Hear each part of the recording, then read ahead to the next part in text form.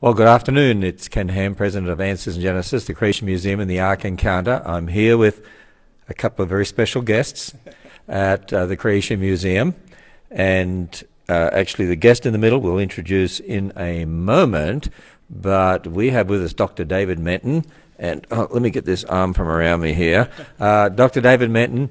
And Dr. Menton, I know you're a very popular speaker here at Answers in Genesis, but before you came to Answers in Genesis, you taught at Washington University School of Medicine. Yes, I was in the Department of Anatomy there and taught medical students for 34 years. If you could imagine, a young kid like me, 34 years teaching medical students. Oh, now you're about 130 years old, right? Pretty close, actually. So you know a little bit about anatomy if you taught medical students anatomy for many, many years. Oh, yes, yeah, particularly microscopic and gross. So you have a special guest here. Does this guest have a name? Yes, all my models here have names. This is Yorick, probably remember him from Shakespeare, and Yorick isn't a real skeleton. He's made out of plastic, so we don't need to be afraid of him, but when you think about it, dead people can't hurt you anyway. You just have to watch out for the living people. They can be troublesome. Well, that's true. Well, let's move Yorick out of the way here a little bit. And we have a little competition to start off with here that I thought people would enjoy. Now, you talk about so-called Apemen and, you know, the evolutionary idea that humans are supposedly related to apes and that we have some common ancestor and all the rest of it. And one of the things you like to show people here is how difficult it is to tell the difference between a human skull and an ape skull. Yes, this is subtle stuff, but I would like to at least make an effort. One of the basic differences between the ape and the human is you will notice a very slight slope to the face of the ape. Can we see that? Yeah, this is a chimpanzee, which of course is considered to be the most similar to humans among the living apes. And if you look very carefully, you'll notice a slight slope to the face. Yeah. Some people say, yeah, but what if you hold it this way? Then it's vertical. Yeah. No, you see, you go by the cheekbone. There's a bone right here. Okay. Run a line out there, and so it's that slope. That slope. Okay. Yeah. Now I want to see. You'll have to look closely. Yeah. This is a human skull, and if we run a line out the face bone, you'll notice it isn't quite as sloped. No, it's not quite as sloped. In fact, it's not like that. Yeah, it's not sloped at all. At all. Right. So, just looking at the slope alone. If that were all that you looked at, you would have no trouble, I don't think, telling apes from humans. Oh, there we are. Look at that. So this is human and this is ape. This is ape. How'd I do? I thought you did very well. Let's try a little test here now. Okay. Don't look. All right. We're going to move them around. Close up my eyes. Okay. Right. Now, which is the ape, which is the human? Oh, wow. Now I've moved around. Now that's I know the pressure's on. The pressure's on. Let me see. I'll measure the angle. Okay. Yeah. And hold it up here. See, like that. Like that. Do you notice any angle at all? Yep. And then this one. This one we go by the cheekbone and the face. So I'm guessing this one's human. Yeah, absolutely. I did pretty good. Just a couple of minutes. I passed Anatomy 101. That is really amazing. Yeah, there are other differences, but oh, there are some other differences. Oh, yes. Like they can't talk like we can, or well, no. You see, apes have a flat forehead, okay, and humans have a curved forehead, and because of that, the curvature cuts into the orbit of the eye, so you can see right in the eye socket from the side. But if you compare that to an ape, like the chimp, from the side the bone comes way out here, must cut into their peripheral vision. It's a very flat forehead. You can see the same thing on this orangutan over here. By the way, do you notice any slope to the face at all on the orangutan? Oh, there's not that much, just like that. Yeah. But notice that flat forehead. You folks at home, you could do a quick test. Just take your hand, put it on your forehead, pull it away, keeping the shape. You should see a curvature, okay? If you pull your hand away and it's like this, we need to talk after the program, okay? Maybe they should be... they should be checked out. Should be checked out somewhere else. At the nearest zoo, yes. Dr. Menton, I've also told people that they can tell us if they have a question for you, and we'll have a look at some of those questions here in a moment. But I'm going to pin the microphone on you, just make it a little easier for the moment, okay, and get you to start to tell people a little bit about How can you make an ape man? You said there's 3 ways people try to make ape men. Well, this is one of the most famous ape men here of all. In fact, you could say it's an ape lady. This is Lucy. Now, the first thing you want to do when you look at Lucy, you want to tell, is this really an ape or is this a human? Now, do you notice any hint of any slope to the face? Duh. And what about the forehead? You can't get flatter than this. Looking at the orbits from the side, you can't see in. Finally, the cranial capacity of something like Lucy is just like it is in the chimp here, in the range of 300 to 500 cubic centimeters, whereas for a human, about 1,400 cubic centimeters. So those are the main differences. One other I could add are the nose bones. Humans have protruding nose bones. Apes have flat nose bones. They have nasal bones, but they're flat. So you can look at me and tell me that... Tell right away, You yeah. can tell right away that I'm not an ape? Just the ability to wear the glasses alone would, I think, pretty well really? clinch that. They can't wear glasses? Yes, you see, if we try to put glasses on an ape now, notice what's going to happen. They're going to slide right down the front. Now, skulls don't have ears, so we can't hook the glasses on that. Right. But with those But 5 human? differences, Okay. with the human, it sits right on there.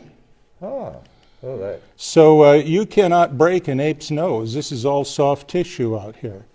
I mean, you can go up to a big gorilla and grab a hold of their schnoz and push it all over their face.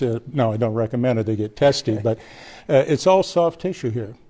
So those differences ought to be able to allow us to tell whether something's human or not. Right. So here's an ape man. This is a famous one, Neanderthal man. Let's just look at a few things. Slope of the face. They call Neanderthal an ape man? Well, he's a hominin, presumably ancestral to man. I believe he's 100% human myself. Absolutely. Vertical face, protruding nasal bones. You can look into the orbits from the side. And cranial capacity, compare this to modern man. Glasses. And he can wear glasses. Compare the cranial capacity here. It's even bigger than average for modern He might humans. have been more intelligent than us. Well, you know, brain size doesn't really correlate with intelligence as long as it's in the normal range. Oh, okay. So a very small individual, a pygmy, might have a 700 cc brain. I think the highest normal level would be about 200 cc's or 2 liter. 1,400 cc's is about what the average male would have. So bigger people have bigger brains than smaller people, which of course is why bigger people are always more intelligent than smaller people. Okay, so that part's not true, but everything else I'm telling you. I wonder why you're saying It's that. true, yeah. I'll keep away from that. So, No correlation on brain size with intelligence within the normal range. so another way to make an ape man? Well, here this is making a human into an ape by trying to argue there's something primitive about him, like, say, the torus here. As you know, Australian Aboriginals have a well-developed So torus. it's just variation within a kind. Variation within a kind. Right. Here's Lucy, very famous skeleton. There's absolutely nothing human-like to speak She of couldn't here wear at all. glasses. The nasal bones are flat. The forehead is flat. Just like this one. Right. Here, take a look. So Lucy obviously couldn't be one of our ancestors. No, they argue, of course, she walked upright as we do, and the evidence for that is not very compelling. I don't know if we have time to get into what is necessary to walk like a human. You know about all that stuff. I know about it, but it would take a little You're not time. supposed to know all this stuff because you're a creationist. How can a creationist know science like this? Yeah, well, you know, it's you have to have the knowledge of Bill Nye the Science Guy to get this all right. Oh, okay, I see. So what about this one? This is an interesting one here. Here was a case where the evolutionist has taken a human and tried to push him down to make an ape man out of a human. Here's a case where evolutionists have taken an ape and tried to push it up to make a human. Here is the third way to make an ape man, and that's to combine ape and human parts together. So this is the famous Piltdown hoax. It was a hoax. It's understood as being that today, but in Piltdown, England, many years ago, they discovered these skull pieces you see in brown. The white is interpreted. Notice very human nasal bones and very large cranial capacity. It would have just been a human in the Piltdown quarry except for this mandible. This mandible is not human-like, but the teeth had been filed. The mandible, in fact, came from a female orangutan, which is what we have here. That's what the hoaxer used. Combined that with pieces of a human skull, probably from the 1300s. Someone died during the plagues going on in Europe. And then finally, so we have a orangutan mandible, human skull bones, and then the canine tooth came from a chimp, like this. So it would be this lower tooth right down here. But whoever perpetrated the hoax filed this tooth down to make it small. When they filed it down, they filed into the pulp chamber, and they filled it in with some kind of matrix, so I guess nobody would notice. You know, when you think about it, Ken, any critical scientist looking at this silly tooth could only come to one of two conclusions. Either it's a hoax, or it's the world's first root canal. It'd be one or the other. Okay. I get it. So in other words, what happens in the evolutionary world, they try to make a human skull look like an ape. Downgrade the human when they Downgrade find the it. human, or they try to make an ape look like a human, Upgrade the ape, yes. or they mix them together. Either unintentionally, Or which could happen, intentionally. or intentionally. But the bottom line is they're either ape or human. That's pretty much what we covered That's here. that's That's it bottom in a line, nutshell. That's what it comes absolutely. down to. Now you do lectures like this, you do workshops like this at the Creation Museum. In fact, you're doing one today here in a little bit, and we're going to let people in for that. And I know you have fun doing that. And you also do programs on microscopes and Oh, we have so many things going on here in science. I think we have more things than some of the science museums do. We have a day where we all look at pond water through a microscope and project it up in the screen and see what lives in our pond out there. When they see what lives in our pond, and I tell them, one of the policies here is no one is to drink the water out of our pond. That's the only rule we have that everybody obeys. Once they look at the pond water, they don't want to drink out. they don't drink our pond water. So, But a lot of exciting creatures can be found in it. well, Dr. Manton, you're a real blessing to Answers in Genesis. Thank you. So I'll take the microphone off you there, and let me see if I can get this right again. Now, let me see if I remember this. Okay, Yeah, shuffle them up, shuffle shuffle them up on me. I'll turn around, shuffle them up. All right. Can you Okay. tell the difference? Can I tell the difference? Now, let me see. So first thing I've got to do is measure the angle. Okay, and if I take this and measure the angle, there's a slope there, and this one, nope, no slope, and this one here, I can put glasses on. This one I can't. I'm going to guess that this is a human. Absolutely. See, I'm doing pretty good. We've had very good results with training our visitors here to tell apes from humans and to pick out apes and humans, even from the so-called Apeman skulls. Well, before we end this broadcast here, let me ask you a question. If I can learn that so quickly, and it's so obvious, you can tell the difference between apes and humans, why is it that many of these scientists, PhD scientists out there, evolutionists, can't tell the difference? Very different starting assumptions. You know, they begin with the assumption that man has in fact evolved from apes. And so when they look at the fossil record, they don't ask the question, did humans evolve from apes? They start with that assumption. So when they look at the fossil record, it's just a question of the apes we see in the fossil record, which one of them are our ancestors? Because if none of them were, we wouldn't have any, and that's unacceptable to the evolutionists. So in other words, they already have a belief to start with. Oh, absolutely. They don't start with the evidence and get their ideas from the evidence. They've already got ideas to start with. As the bumper sticker said, I saw the other day, Darwin said it, I believe it, and that settles it. Well, there we are. Okay, well, we've been here live at the Creation Museum with Dr. David Manton, and you can hear him speak here at the Creation Museum. Hey, you're looking forward to the Ark getting open soon? Oh my, that's so exciting.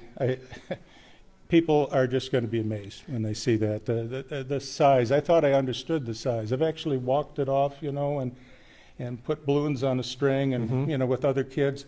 To get an idea of the size of the box that would be the Ark, you have to see it to really understand the reconstruction we're making. It's massive. And do you realize 1 month today, but actually 4 weeks on Thursday, but it's 1 month today, because today's the 7th of June. Right. So the 7th of July, 1 month's time, it opens. And Thursday is the 7th of July, so it'll be Thursday, 4 weeks actually. But it's basically... Are you sure they can touch the paint? Is the paint going to be dry? I'm sure there's going to be signs saying don't step in this concrete here till it sets, and don't touch this paint here. And yeah, we're going to have designers and others working right up until the night before. There's no doubt about that. But we're getting things there. And like the Creation Museum, we'll keep adding things over time and enhancing it. And of course, we have many other phases with the Ark as well. But people can go to arkencounter.com to find out information about different ticketing options we have.